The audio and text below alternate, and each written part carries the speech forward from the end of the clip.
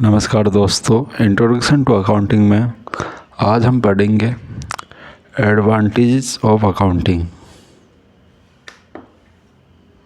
Heading डालेंगे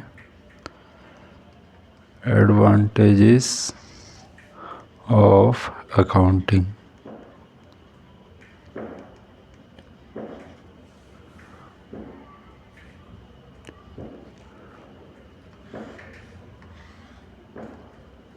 advantages of accounting, लेखांकन के लाभ।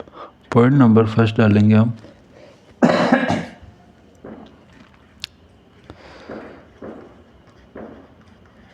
Replace memory. Replace memory Hindi में हम इसे बोलते हैं जैसे याद, या आप कह सकते हैं स्मृति। स्मृति की जगह, याद या स्मृति की जगह। बिजनेस ट्रांजैक्शंस को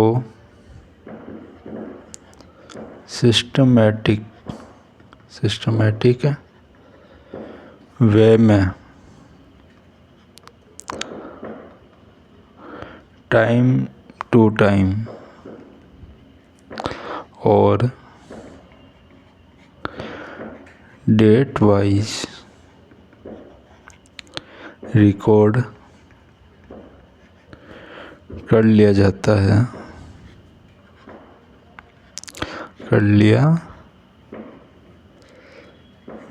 है। इसे याद रखने की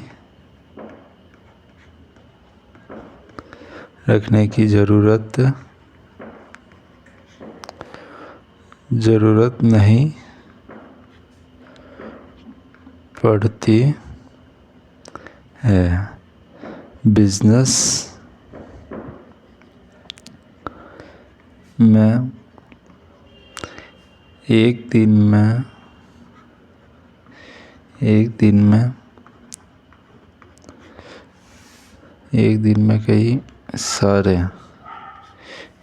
में कई सारे ट्रांजैक्शंस होते हैं। एक दिन में कई सारे ट्रांजैक्शंस होते हैं, जैसे आप कह सकते हैं गुड्स परचेज करना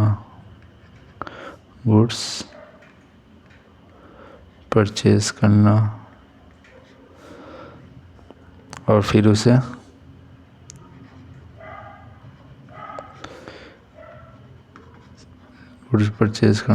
सेल करना, कई कस्टमर से पेमेंट लेना, कई क्रेडिटर्स को पेमेंट देना, कस्टमर्स से पेमेंट रिसीव करना, पे टू क्रेडिटर्स। तो इस तरह से कई सारे ट्रांजैक्शंस जो कि हमारे बिजनेस में एक दिन में कई सारे होते हैं। किसी सप्लायर्स को कितना पेमेंट करना है, परचेज़ करने के बाद किसको सैलरी पेमेंट करना है, किसी को सैलरी पे करना, किसी खर्च को चुकाना, किसी एक्सपेंसेस को चुकाना आदि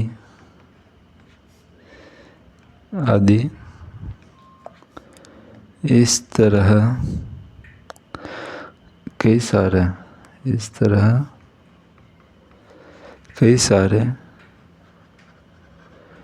ट्रांजैक्शंस हो जाते हैं। इस तरह कई सारे ट्रांजैक्शंस हो जाते हैं। इस तरह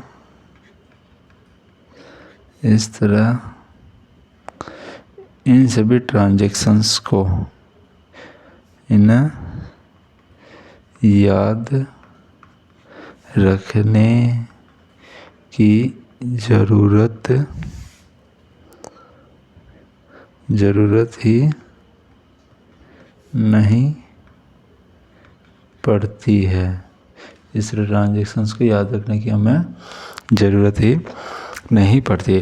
तो एडवांटेजेस ऑफ अकाउंटिंग के अंदर जो पहला एडवांटेजेस जो हमारा होता है अकाउंटिंग में वो है रिप्लेस मेमोरी। रिप्लेस मेमोरी का मतलब बिजनेस ट्रांजैक्शंस को जो हम सिस्टमेटिक वे में टाइम टू टाइम और डेट वाइज रिकॉर्ड कर लेते हैं उन्हें याद रखने की हमें ज़रूरत नहीं पड़ती, क्योंकि वो एज एक परमानेंट रिकॉर्ड हो जाता है। तो अब हमें एक एक ट्रांजैक्शन को याद रखने की ज़रूरत नहीं कि हमने कि किसी कस्टमर से कितना पेमेंट लेना है या किसी क्रेडिटर्स को कितना पेमेंट देना है या कौन सा खर्चा हमने कब किया है, क्योंकि सब कुछ हमारे यहाँ पे एज ए अकाउंटिंग में रिकॉर्डेड हो जाते हैं हर ट्रांजेक्शन को। अगर सिस्टमेटिक वे में अगर हम टाइम टू टाइम रिकॉर्ड करेंगे तो हमें किसी भी प्रकार के कोई भी ट्रांजैक्शंस को याद रखने की ज़रूरत नहीं पड़ती है। पॉइंट नंबर 2 लिखेंगे हम।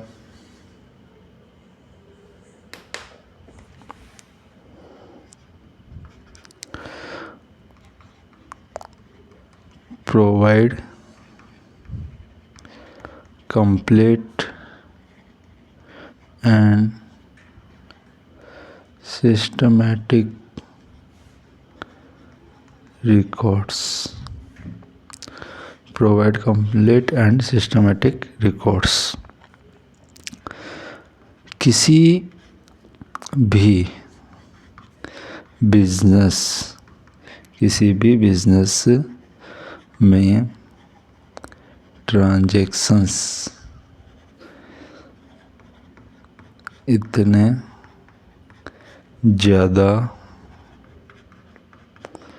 होते हैं कि सारे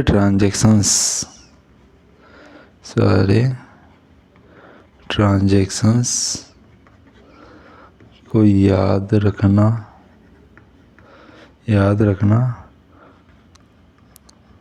पॉसिबल ही नहीं है। वही बात जो सबने पॉइंट नंबर 1 में पढ़ी थी, बट इसमें कुछ थोड़ा सा अलग है ना। इस प्रकार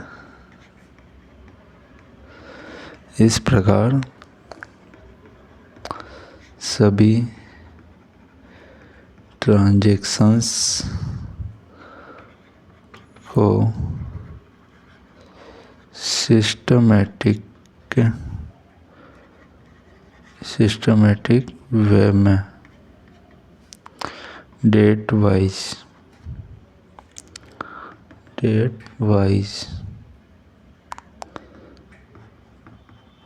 टाइम टू टाइम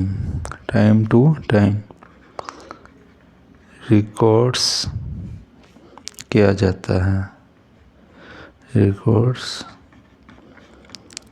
जाता है ताकि एक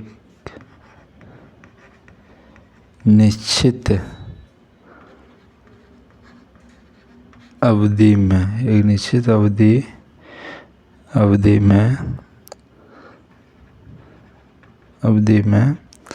बिजनेस में होने वाले प्रॉफिट या loss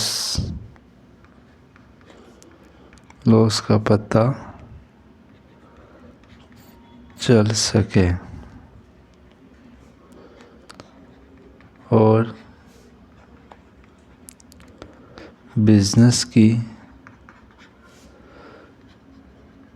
true picture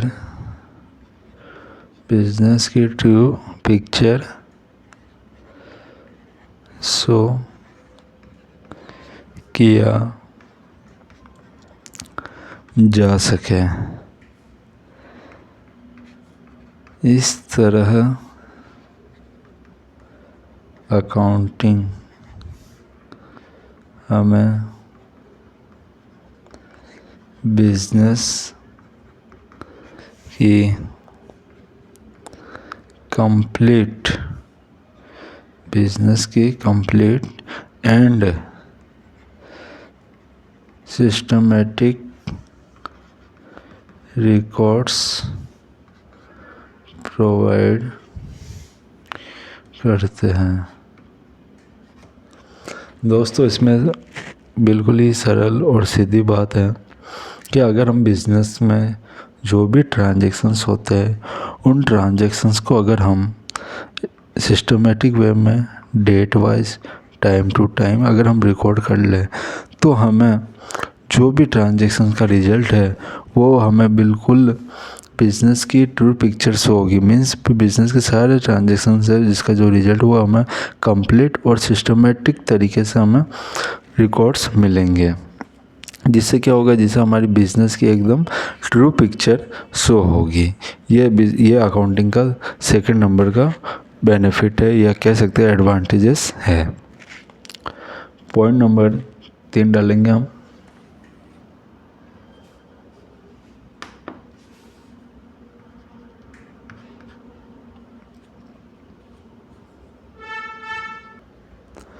point number 3 डालेंगे हम information regarding profit and loss. Information regarding profit and loss.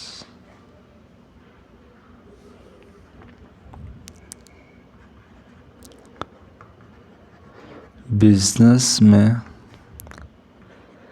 जब अकाउंटिंग की जाती है, बिजनेस में जब अकाउंटिंग की जाती है तो सारे ट्रांजैक्शंस को रिकॉर्ड किया जाता है। ये तो सीधी सी बात है, अगर हम बिज़नेस में अकाउंटिंग करेंगे तो सारे ट्रांजैक्शंस को तो हम रिकॉर्ड करेंगे। ईयर एंड पर ट्रेडिंग एंड P&L अकाउंट तैयार किया जाता है। ईयर एंड पे ट्रेडिंग एंड P&L अकाउंट तैयार किया जाता है ताकि यह पता लग सके कि बिजनेस ने एक साल में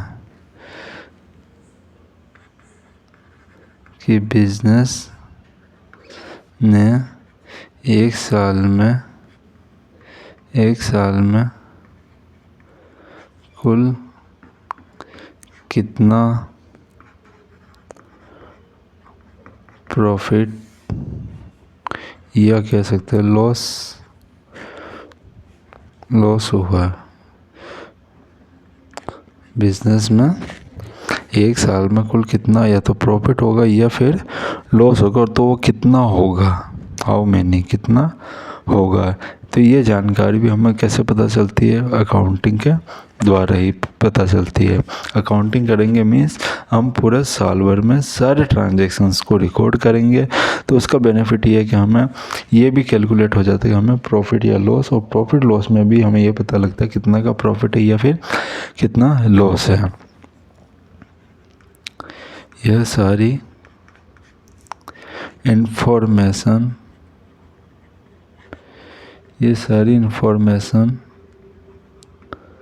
बिजनेस के ओनर और बिजनेस के मैनेजमेंट, या हम ये कह सकते हैं बिजनेस में इंटरेस्टेड पर्सन, रखने वाले पक्ष, जो भी इंटरेस्टेड पर्सन है related to business, interested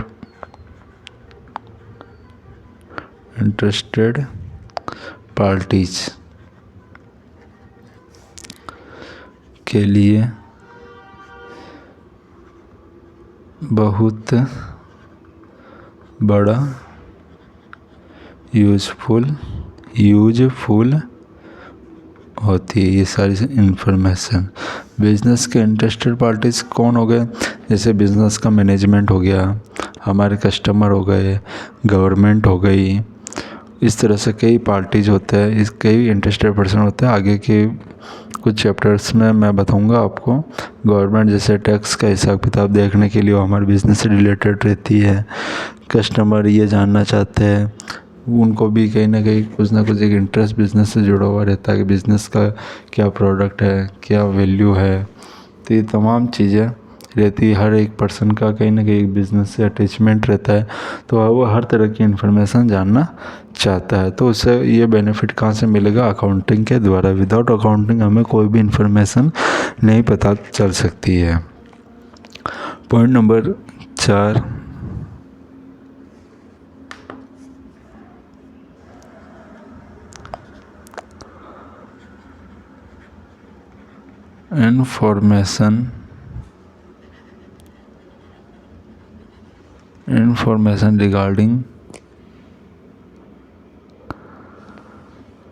information regarding financial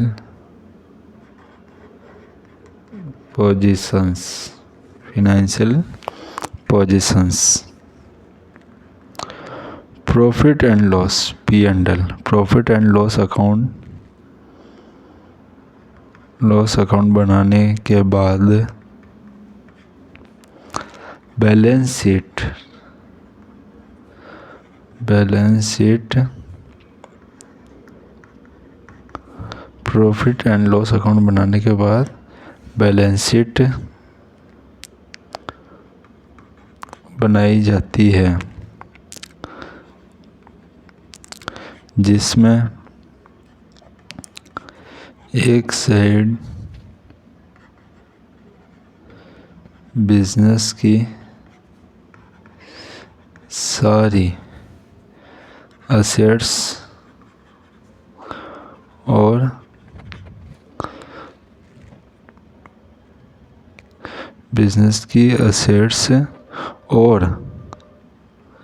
उनकी वैल्यूज़ को शो करते हैं, और दूसरी साइड बिजनेस की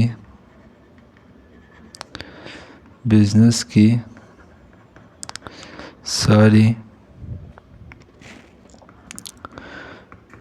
कैपिटल यानी मतलब पूंजी एवं लायबिलिटीज यानी कि दायित्व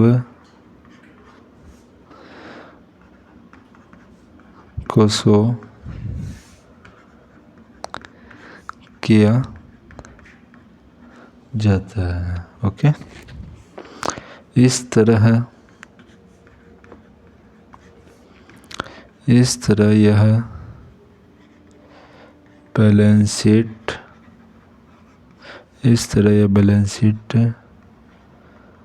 बिजनेस की financial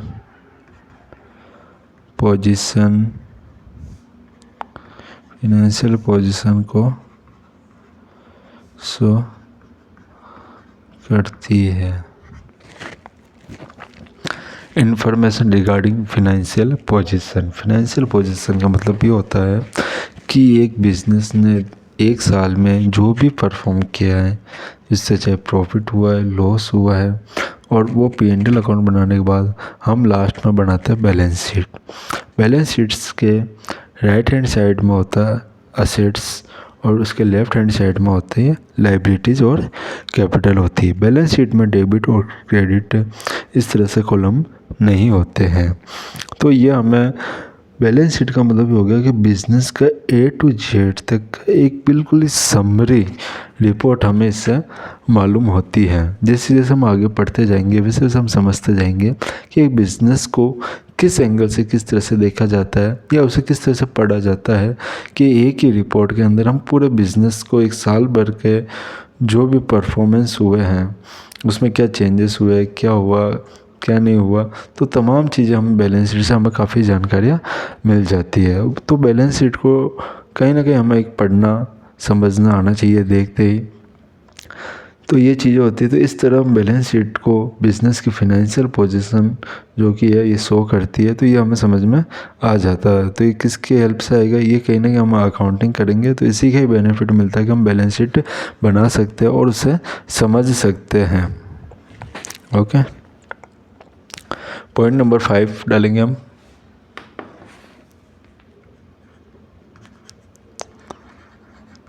helpful in management,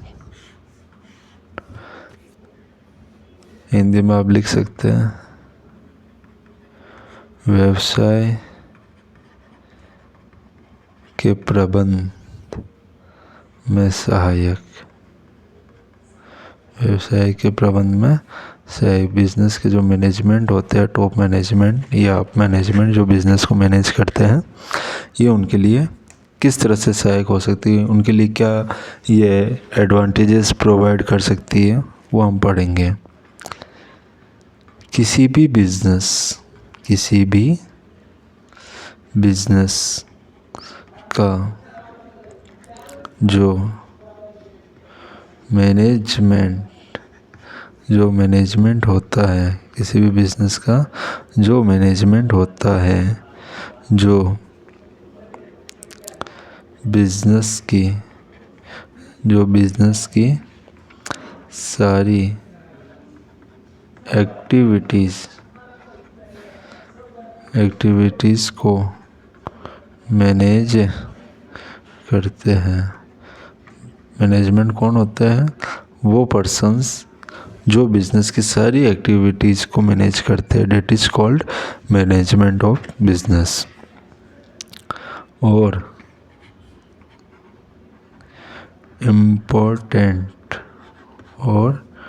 important decisions भी लेते हैं मैनेजमेंट। केवल और केवल एक्टिविटीज ही नहीं देखते, वो साथ ही साथ एक्टिविटीज़ को मैनेज करते हुए बिजनेस के रिगार्डिंग वो इम्पोर्टेंट डिसीजंस भी लेते हैं। तो इन्हें ऐसा क्यों करते हैं? तो वो इसलिए करते हैं, इन्हें बिजनेस को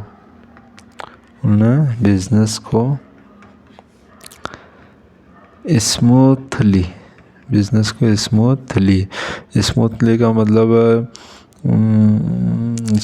सुचारू रूप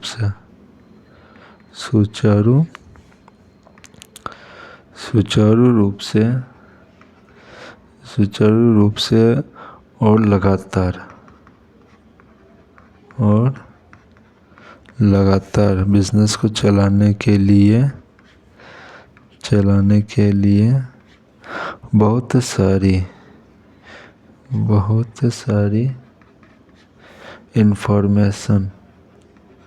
इंफॉर्मेशंस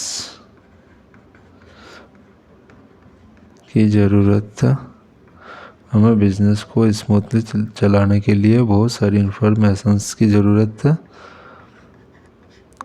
पड़ती है। जैसे एक मैनेजमेंट है, फॉर एग्जांपल मैनेजमेंट है। अब मैनेजमेंट को बिज़नेस में ये भी देखना होता है कि हमने टोटल कितनी परचेज़ की है, नेक्स्ट मंथ में हमको कितनी परचेज़ की रिक्वायरमेंट है, कितनी परचेज़ ऑर्डर देना है, या हमें उसकी परचेज़ प्राइस क्या रखनी है, कितनी सेल्स हुई है हमारी, उस सेल्स की इन्फॉर्मेशन चाहिए। उस सेल्स के अकॉर्डिंग वो प्रोडक्शन के रिगार्डिंग डिसीजंस लेंगे। बिज़नेस के अंदर प्रोडक्शन की कॉस्ट क्या आई है, ये भी वो डिसीजंस कौन लेते हैं, बिज़नेस के। या तो एक छोटे बिज़नेस के केस में एक बिज़नेस का ओनर लेता है, और एक बड़े बिज़नेस के यूनिट के केस में कहीं ना कहीं एक ओनर और जो मैनेजमेंट टीम होती है वो इन तरह तमाम तरीके के डिसीजंस लेती है। आदि ये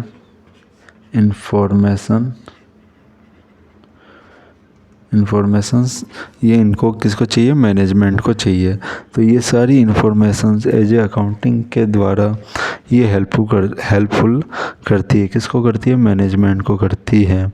तो ये भी एक सबसे बड़ा एडवांटेजेस ऑफ अकाउंटिंग माना गया है, ये अकाउंटिंग का आता है, ठीक है ना। इसके आगे हम इसी पॉइंट नंबर 5 के अंदर और लिखेंगे हम।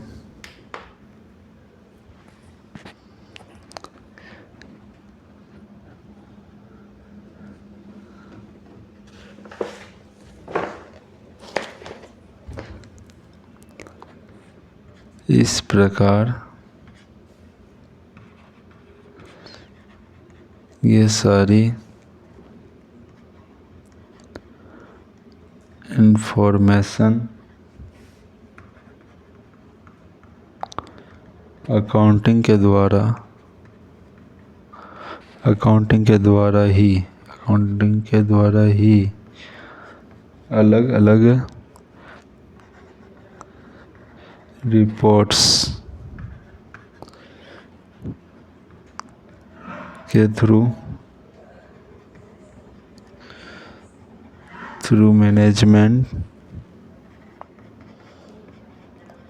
मैनेजमेंट को प्रोवाइड की जाती है, जिनकी हेल्प से वे क्या करते हैं दोस्तों, प्लानिंग करते हैं, वह प्लानिंग करते हैं और डिसीजंस भी लेते हैं। हम जो भी अकाउंटिंग करते हैं, जो है मैनेजमेंट को चाहिए होती है इन्फॉर्मेशन, वो हम रिपोर्ट बनाते हैं, जैसे purchase report, sales return report, purchase return report, cash report आदि। इस तरह से जो इन्फॉर्मेशंस होती है मैनेजमेंट को जो भी चाहिए होती है, वो एज हम रिपोर्ट्स बना करके उन्हें प्रोवाइड करते हैं। तो वो उनके डिसीजंस के लिए, प्लानिंग के लिए काफ़ी हेल्पफुल रहती है। पॉइंट नंबर 6 डालेंगे हम।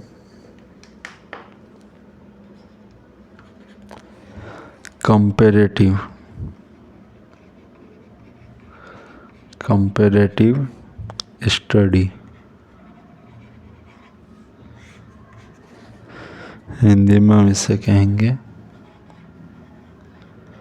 तुलनात्मक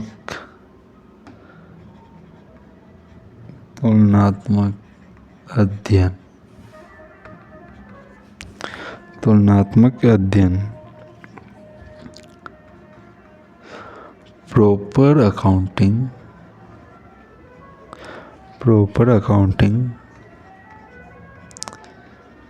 के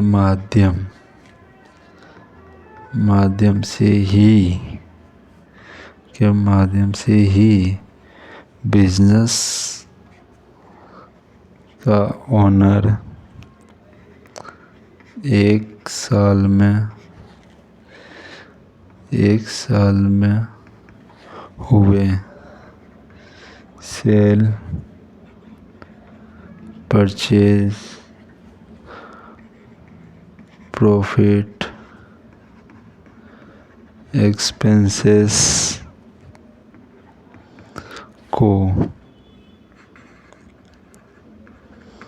पिछले लास्ट ईयर या उससे भी पिछले सालों की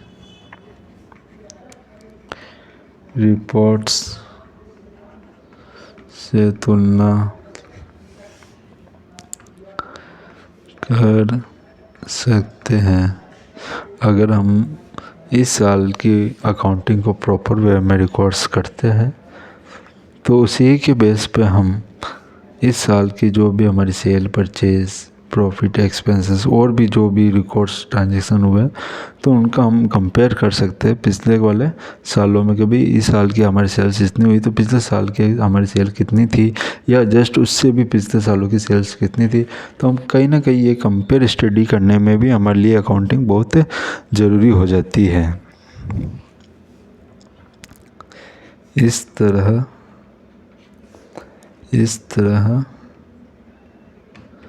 पिछले कई सालों की रिपोर्ट को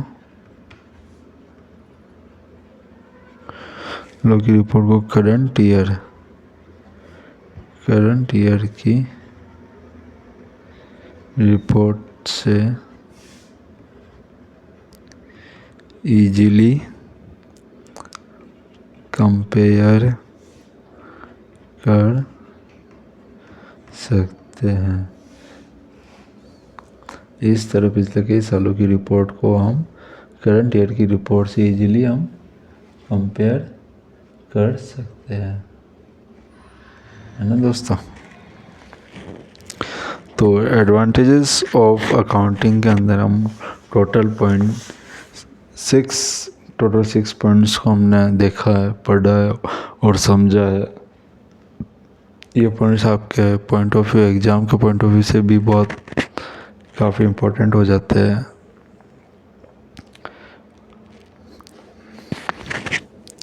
नेक्स्ट वीडियो में हम पढ़ेंगे लिमिटेशंस ऑफ अकाउंटिंग।